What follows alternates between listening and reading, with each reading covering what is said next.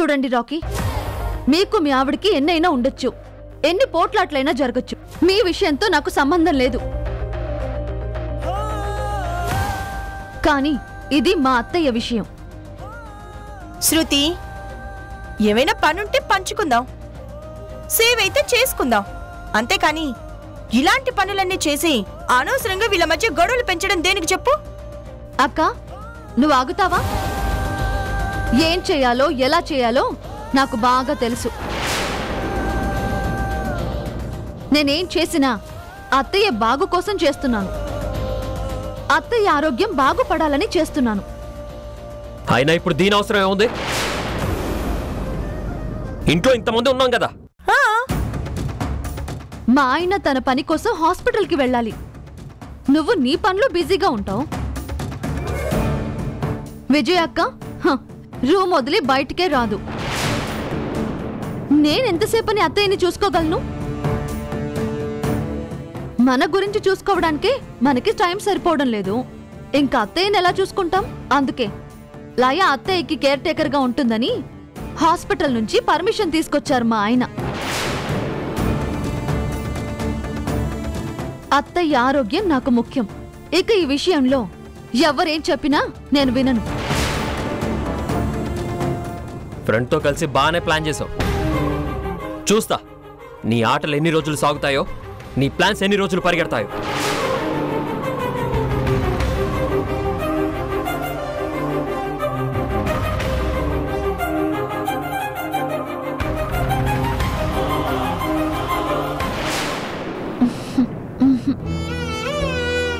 Thank you so much శృతి.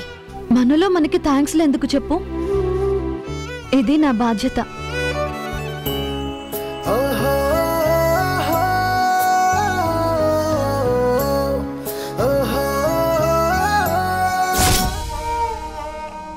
ఏంటి దీపిక, ఇంకా ఇలాగే ఉన్నావు? స్కానింగ్ చేయించడానికి బయటికి వెళ్ళాలన్నాను కదా. నువ్వు కూర్చో, నేను కాఫీ తీసుకొస్తాను.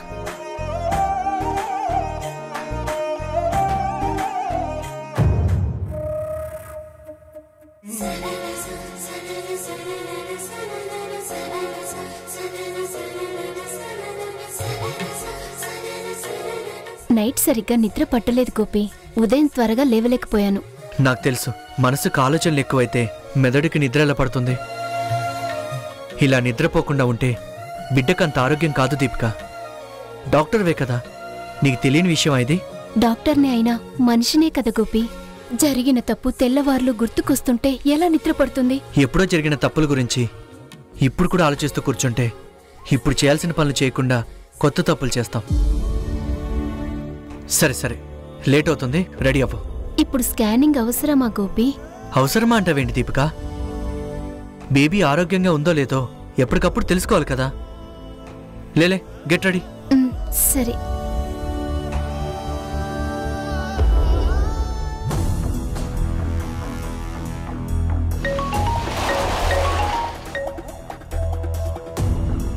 నేను దీపిక అమ్మగారి పని మనిషిని మాట్లాడుతున్నానమ్మా. చెప్పు. గోపి గారు ఇక్కడే ఉన్నారు, ఇందాకే వచ్చారు. గోపి అక్కడ ఇంకా ఎంతసేపు ఉంటాడు? ఖచ్చితంగా తెలియదు కానీ ఒక అరగంట సేపు ఉండొచ్చమ్మా. సరే సరే, థ్యాంక్స్. గోపి, నువ్వు ఆడే నాటకాలకి ఈరోజు తెరపడాల్సిందే.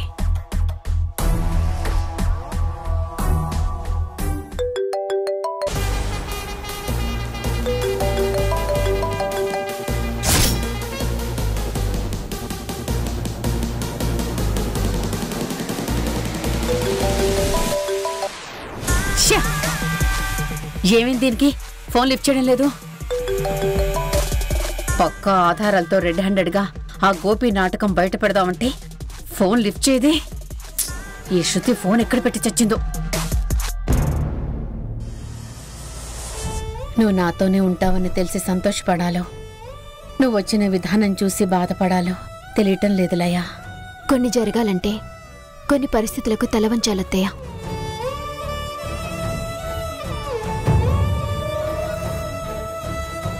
మనం చేయాలనుకున్న దానికి అడ్డంకులు అనుకున్నప్పుడు ఏం చేస్తే అడ్డంకులు తొలగిపోతాయో అది చెయ్యాలి. ఆ దారిని కనిపెట్టాలి. ఇప్పుడు నేను చేసింది కూడా అదే.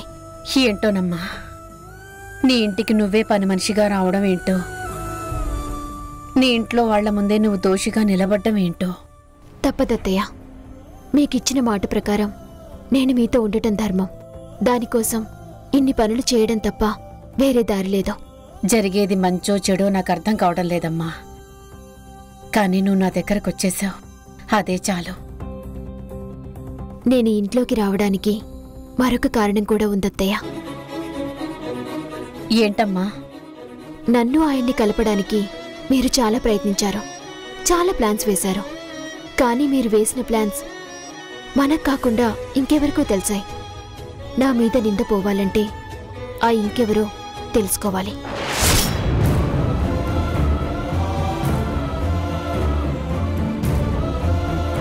నేను ఆయనకిచ్చిన గిఫ్ట్ మీద రాకీ అని రాసిన పేరు క్రిష్ అని ఎలా మారిందో తెలుసుకోవాలి. మన ఇంట్లో, నా గదిలో, నా కబోర్డ్లో పెట్టిన గిఫ్ట్ ఎవరు మార్చారో తెలుసుకోవాలత్తయ్య. ఏంటమ్మా నువ్వనేది? అవునత్తయ్య, ఇది ఖచ్చితంగా బయటి వాళ్ళ పనైతే కాదు. అది చేసింది ఈ ఇంటి దొంగే. ఆ ఇంటి దొంగని పట్టుకోవాలంటే నేను ఈ ఇంట్లోనే ఉండాలత్తయ్య. కింద పడ్డ చోటే పైకి లేవాలి, నింద పడ్డ చోటే నిరూపించుకోవాలి. నా మీద ఆయన వేసిన నింద చెరిగిపోవాలంటే నింద పడ్డానికి కారణమెవరో, తెర వెనుక ఉండి కథని నడిపించిందెవరో నేను తెలుసుకోవాలి.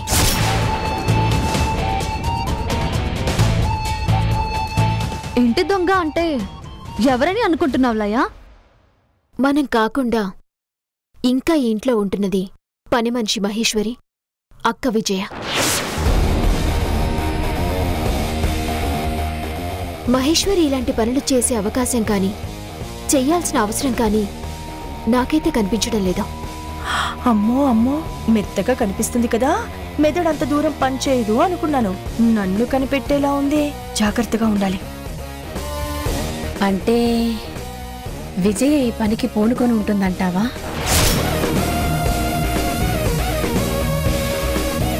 నీ కాపురం చెడగొట్టేంత చిచ్చు పెట్టిందంటావా?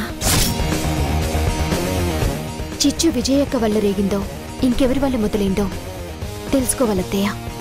ఆధారాలు లేకుండా అభండాలు వేయలేము. అసలు నిజం తెలిస్తే మాత్రం అస్సలు ఊరుకోను, అంతు చూసి తీరుతాను. ఈ ఇంటి దొంగని పట్టుకోవాలి, మా ఆయన ముందు నిలబెట్టాలి. ఆయన వేసిన నిందని ఆయనే చెరిపేలా చేసుకోవాలి. నువ్వు తప్పు చేయలేదు, శిక్ష అనుభవించకూడదు. అందుకైనా ఆ భగవంతుడు నీకు తోడుగా నిలుస్తాడమ్మా. నీ ప్రయత్నానికి అండగా నిలబడతాడు. మీరు ఏసే ఎత్తులకి నేను పై ఎత్తు వేస్తాని నేను దొరుకుతాననుకుంటున్నావా? దొరకను గాక దొరకను.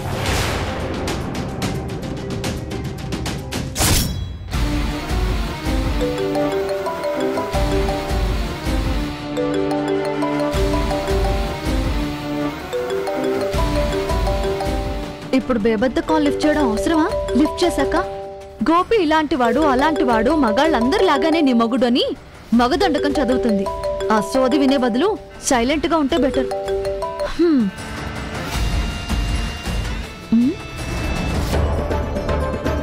ఏంటి ఏంటి బేబద్ద ఇన్నిసార్లు ఫోన్ చేసింది? కంప్లైంట్ చేయడానికి అయి ఉంటుందా, లేదా ఏమైనా కంగారు పడే విషయం అయి ఉంటుందా? ఏదైనా అర్జెంట్ అయి ఉంటుందేమో.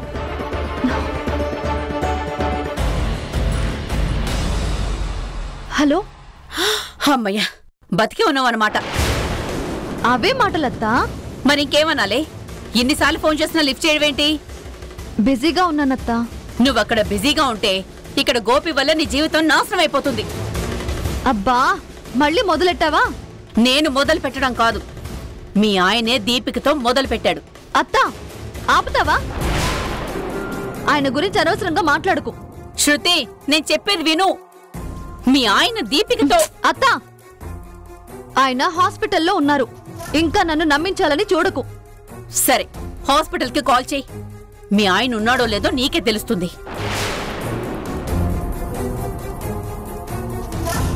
ఏంటి బేబత్త వాయిస్ లో కాన్ఫిడెన్స్ కంగు కంగుమంటోంది? ఒకవేళ నిజమే చెబుతోందా? సరే, హాస్పిటల్ కి ఫోన్ చేస్తే తెలిసిపోతుంది కదా.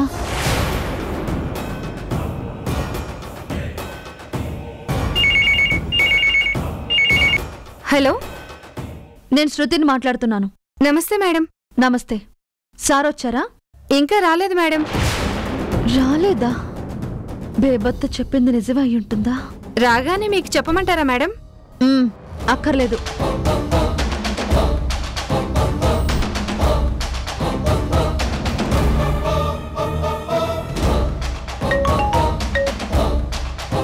అడిగావా?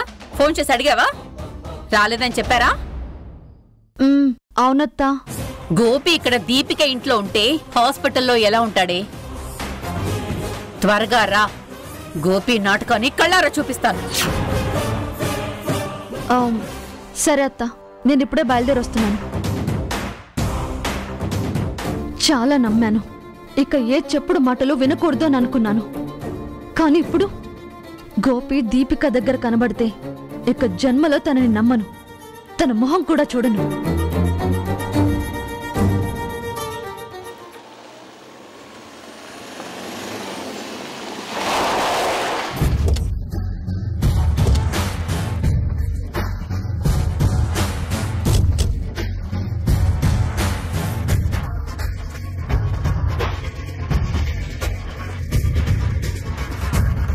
రా.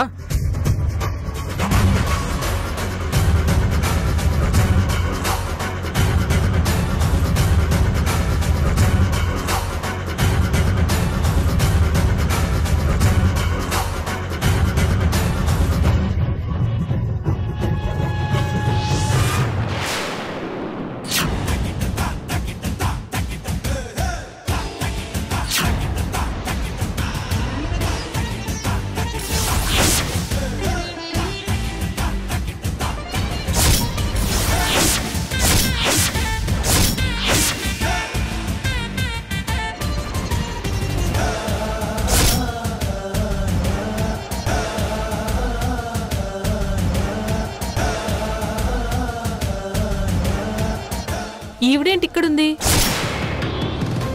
ఇంట్లోంచి గెంటేశాను, ఇకపై ఈ ఇంటికి తనకి ఏ సంబంధం లేదని చెప్పా. డోంట్ వరీ ప్రియాంక, ఇప్పుడు కూడా సంబంధం లేని వ్యక్తిగానే ఇక్కడుంది. నా పక్కన నిలబడ్డానికి గాని, నా భార్య స్థానంలో కూర్చోడానికి గాని తనకి అర్హత లేదని గుర్తించింది. అందుకే తనకి సూట్ అయ్యే పని మనిషి స్థానంలో వచ్చి సెటిల్ అయింది. వాట్? పని మనిషా? హే పని మనిషి, కార్లో నా లగేజ్ ఉంది, వెళ్ళి తీసుకురా. సంబంధం లేని వాళ్లకు, సంస్కారం లేని వాళ్లకు పనులు చేసి పెట్టడం నాకు అలవాట్లేదు. ఎంత పొగరే! పని మనిషివి పని మనిషిలా ఉండు. చూడండి, నేనేది చేసినా అది కేవలం జానకి గారికి మాత్రమే, ఆమెకి మాత్రమే కేర్ టేకర్ని. మధ్యలో దూరిన వాళ్ళకి, పద్ధతులు తెలియని వాళ్లకు చేసి పెట్టాల్సిన అవసరం నాకు లేదు. పని మనిషిగా చేరినప్పుడు ఎవరడిగినా చెయ్యాలి, ఏమడిగినా చెయ్యాలి. కాదు కూడదు అంటే ఈ ఇంట్లోని అవసరం ఎవరికీ లేదు. మర్యాద తెలియని వాళ్ళు, బాధ్యతలు తెలుసుకోలేని వాళ్ళు ఈ ఇంట్లో ఉండడానికి వీల్లేదు. మర్యాదగా ఇక్కడి నుంచి వెళ్ళిపో. రాకీ,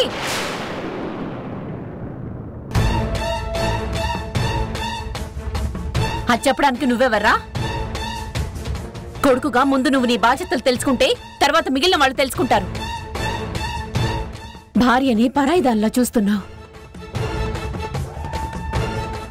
కట్టుకున్న దాన్ని కాని దానిలా వెలేస్తున్నావు. నువ్వు బాధ్యతల గురించి మాట్లాడుతున్నావా? భార్య అనే పదానికి అర్థం తెలియని వాళ్ళని, దానికి అనర్హులైన వాళ్ళని ఏ మగాడు భార్యగా స్వీకరించడు.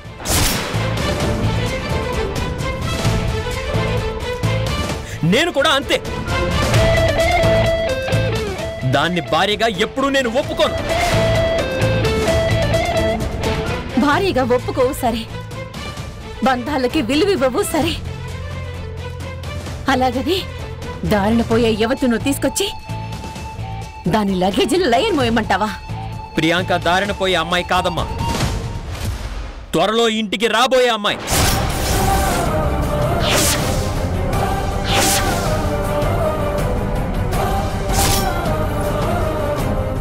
నా పక్కన నిలబడే అర్హత ఉన్న అమ్మాయి, నా భార్య స్థానాన్ని భర్తీ చేయబోయే అమ్మాయి.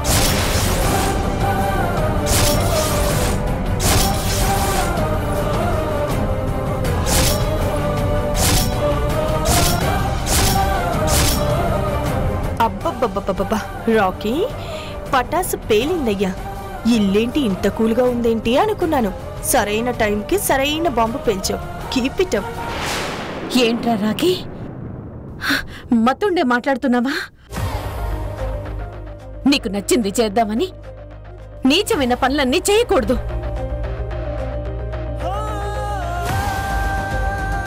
ఎప్పటికీ లయే నీ భార్య, గుర్తుంచుకో.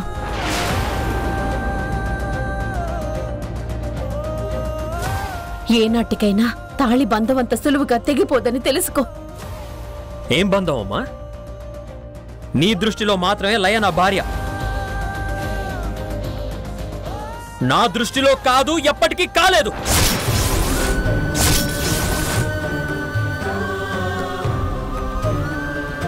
అందుకే తనకి విడాకుల నోటీస్ కూడా పంపించాను.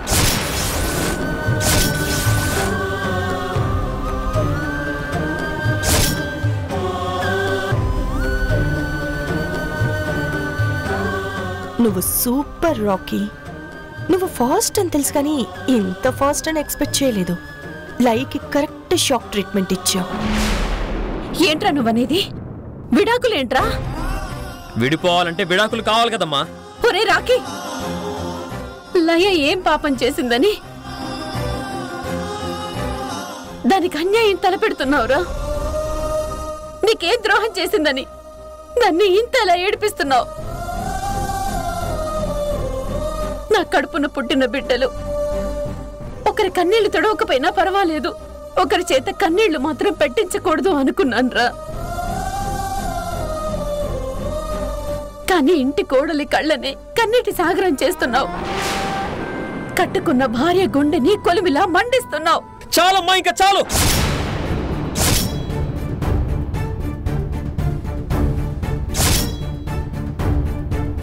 కోడలి మీదున్న ప్రేమ కొడుకు మీద కూడా కాస్త చూపించు. కోడలి గురించి ఆలోచించే ఆలోచనని సగమైనా నీ కొడుకు వైపు మళ్లించు. నేను నిర్ణయించుకున్నాను, నా పక్కన నిలబడే అర్హత ప్రియాంకకే ఉంది.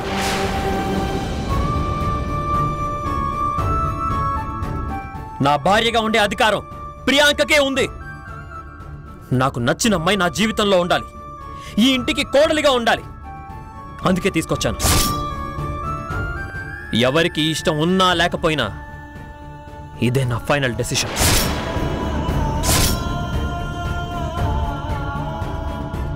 మహేశ్వరి, మహేశ్వరి, మహేశ్వరి! చెప్పండి బాబు. మేడం లగేజ్ తీసుకొచ్చి రూమ్ చూపించు. పైన సపరేట్ రూమ్ లో ఉంటారు.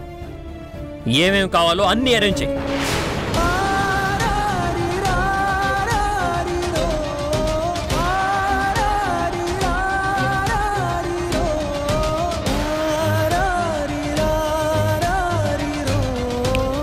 హలో, రూమ్ ఎక్కడా?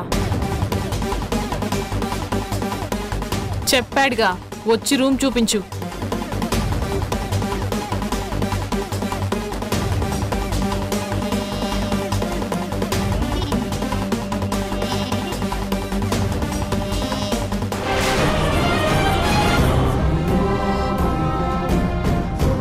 సినిమా అద్దిరిపోయింది రాకీ.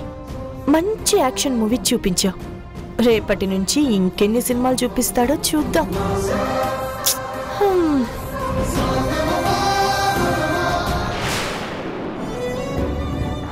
దీపిక, ఆ గోపి 5 minutes లో వస్తాను, కూర్చో.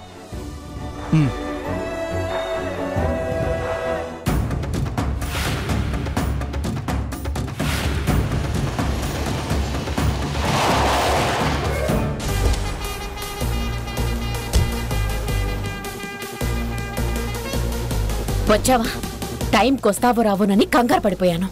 చూడత్తా, ఆయన మీద అనుమానమూ లేదు, అనుమానించాలన్న ఆలోచన లేదు. నువ్వు అంత కాన్ఫిడెంట్ గా చెప్పావు కాబట్టి వచ్చాను. ఏదైనా తేడా జరిగిందో